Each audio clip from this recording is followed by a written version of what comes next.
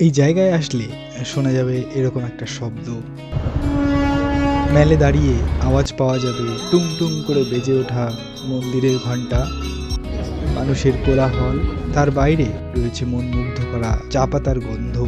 তখনই বুঝে নিতে হবে এটা কুইন অফ হিলস দার্জিলিং। এখান থেকে দেখা যায় পৃথিবীর অন্যতম উচ্চতর শৃঙ্গ কাঞ্চনজঙ্ঘা এবং তার সাথে দেখা যায় স্লিপিং বুদ্ধার এক অসাধারণ ভিউ।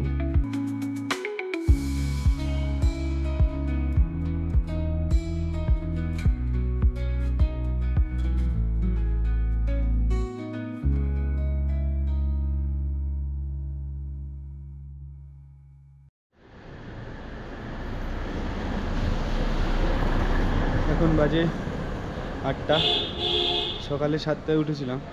সানরাইজের জন্য উঠিনি, আমরা হেঁটে মহাকাল মন্দিরে যাব, তারপর সেখান থেকে হোটেলে এসে চেক আউট করে একেবারে বাতাসিয়া লুপ হয়ে আমরা চলে যাব লেপচায়। কাল রাত্রেবেলায় আমরা দার্জিলিং মলে ছিলাম, ঘুরেছিলাম অনেক, ঘুরে টুরে এখন যাচ্ছি আবার। কালকে প্রচণ্ড ভিড় ছিল এইসব রাস্তা, আজকে পুরো ফাঁকা।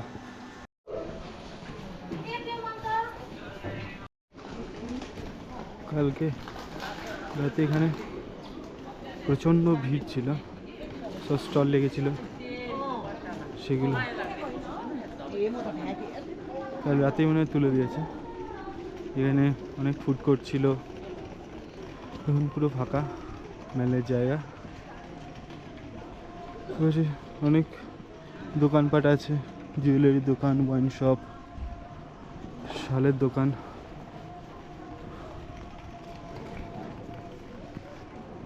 চায়ের দোকান আছে।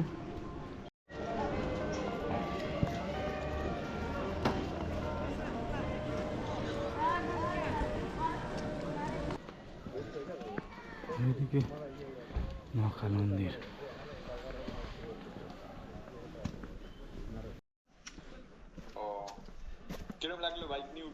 হেভি হেভি, আলাদা মজা, আলাদাই। উফ, অসাধারণ, কি দারুণ লাগছে কাঞ্চনজঙ্ঘাকে। আমরা তো আশাই ছেড়ে দিয়েছিলাম কাঞ্চনজঙ্ঘা দেখতে পাবো এরকম ভাবে।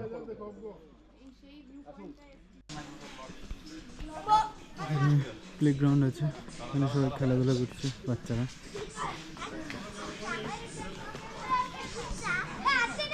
জিম করার জিনিসপত্র রয়েছে, এক্সারসাইজ করার।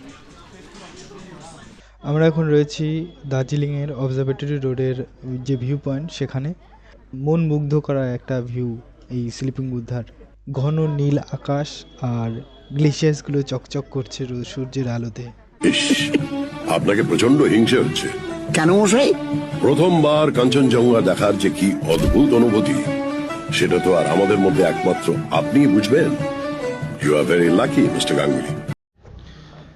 স্লিপিং বুদ্ধার অসাধারণ একটা ভিউ দেখে আমরা যাচ্ছি মহাকাল মন্দিরে, যেটা দার্জিলিংয়ে আছে। মেলের ঠিক পাশেই একটা রাস্তা দিয়ে এদিকে আসতে হয়। এই যে এটা হচ্ছে ওঠার রাস্তা, এদিক থেকে ওঠা যায়, এটা একটু স্লপ, আর ওদিকে সিঁড়ি আছে, আর মন্দিরটা হচ্ছে এর উপরে।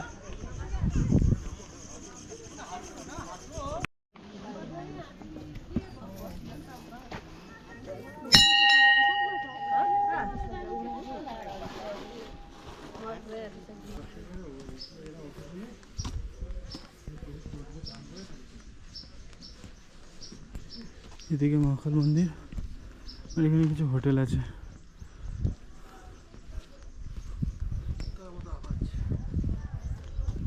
আর এই যে এরা দুজন নন মেনটেনেন্স করে করে শরীরের অবস্থা খারাপ করে দিতে হচ্ছে। এগুলো কি আঙুরের মতো ঝুলে আছে। এদিকে রডোডেন্ড্রনের কড়ি ফুটে আছে, সুন্দর। এদিকে পাইন ফরেস্ট, আর এখানেই আছে মহাকাল মন্দির। এটা হচ্ছে এন্ট্রি। এখান থেকে আমরা এখনো পর্যন্ত জুতো পরে আসছি। এদিকে মহাকাল মন্দির, আর এখানে আছে জুতো রাখার জায়গা। এদিকে প্রসাদ নিতে চাই, তার জন্য এদিকে জায়গা আছে, এখান থেকে টাকা দিয়ে প্রসাদ নিতে পারবে।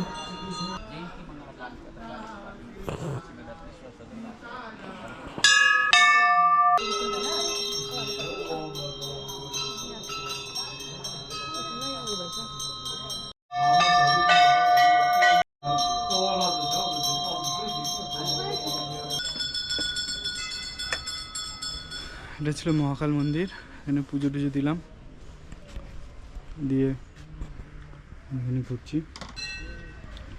এদিকে সব শিবলিঙ্গ রয়েছে। এখানে যারা পুরোহিত ছিল তারা বৌদ্ধিস্ট।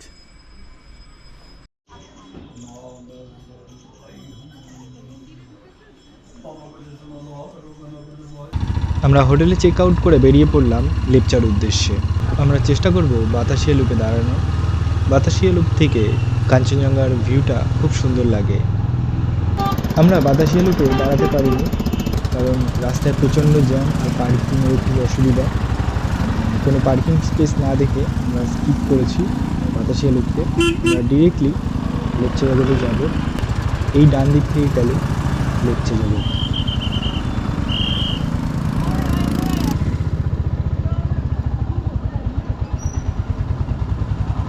আমার ডান দিকে রয়েছে ঘুম স্টেশন।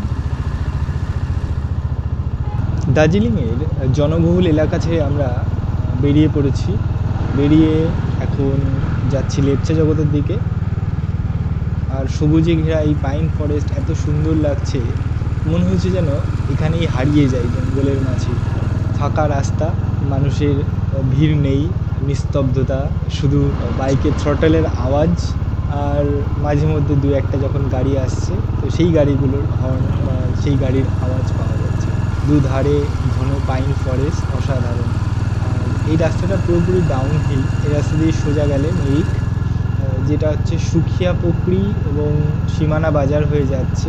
গুগলে অনেক সময় কি করে, এই রাস্তাটা ঠিকঠাক দেখায় না, একটা বাজে রাস্তা দিয়ে টার্ন করিয়ে বাঁদিকে নিয়ে নেয়। তো আমি সাজেস্ট করব যে সুখিয়া পুকুরি থেকে যে রাস্তাটা সোজা যাচ্ছে সেই রাস্তাটাই ধরার, কারণ ওই যে ভালো রাস্তাটা বাঁদিকে কোনো টার্ন না নিতে। যেহেতু এই রাস্তাটা নেপাল বর্ডারের ঠিক পাশ থেকে যাচ্ছে, তাই গুগল ম্যাপে হয়তো সাজেস্ট করে না এই রাস্তাটা, কিন্তু অ্যাকচুয়ালি এই রাস্তাটাই ডাইরেক্ট মিরিক যাচ্ছে এবং শিলিগুড়িতেও যাচ্ছে।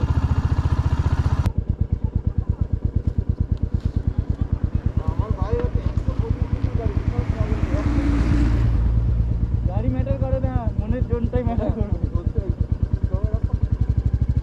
রাস্তাটার জন্য যা।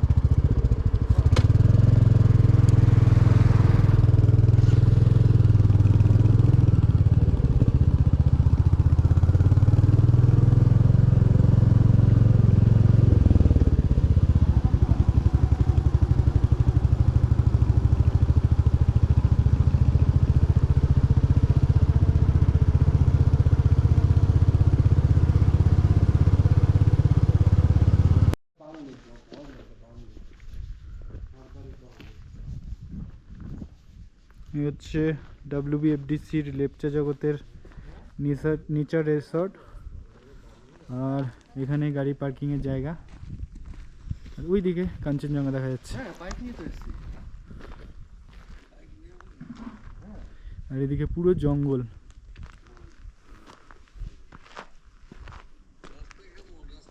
ভালো, দারুণ।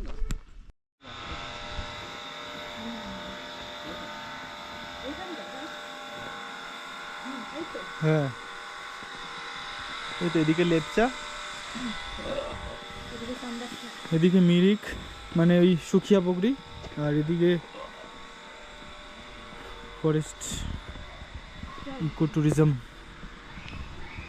V point.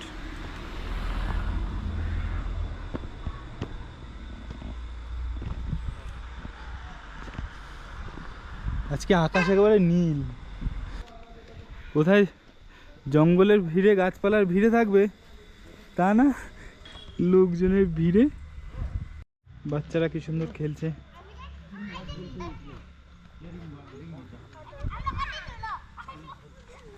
বলো কে ঝগড়া করছে, বলো কে ঝগড়া করছে? দুজনেই মিলে ঝগড়া করছে। আমি কিন্তু কোনো কথা বলিনি। শেষে মাঝখানে আমাকে ফাঁসিয়ে দেবে না, দুজনের ঝগড়ায়। পুরো যে পান্ডাগুলো,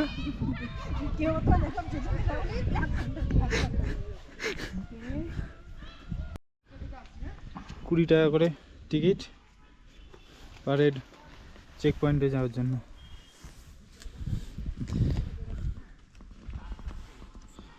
ভিউ পয়েন্ট এইদিকে।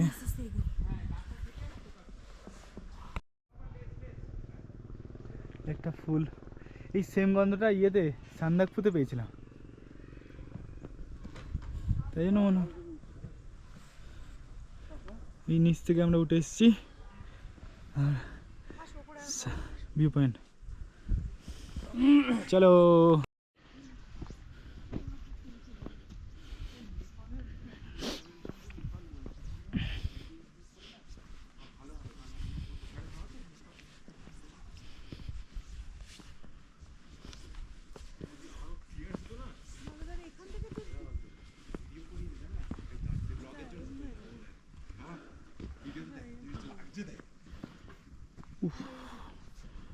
কি দারুণ ভিউ। লোকজন 8-9 দিন দার্জিলিংয়ে থেকেও এরকম ভিউ পায়নি কুয়াশার জন্য। ये जिम वाले वो व्हाइट वाला रोडोडेंट, अच्छा अच्छा, वो वो रेड रेड वाला, वाला है ना? रेड वाला है। अच्छा ये रेड वाला है। अच्छा। इसमें सब रोडोडेंट पूरा घास लग गया हाँ। रोडोडेंट। मैं पिछले साल वो सन्दाकफू में गया था। दार्जिलिंग है ना, हाँ हाँ हाँ पूरा सिक्किम साइड। वो देख रहे हैं ना छोटा हाँ छोटा वाला, हाँ हाँ हाँ वो नाम चाहिए चार धाम। हाँ, यहाँ से पेलिंग दिख रहा है ना? पेलिंग तो वही तो।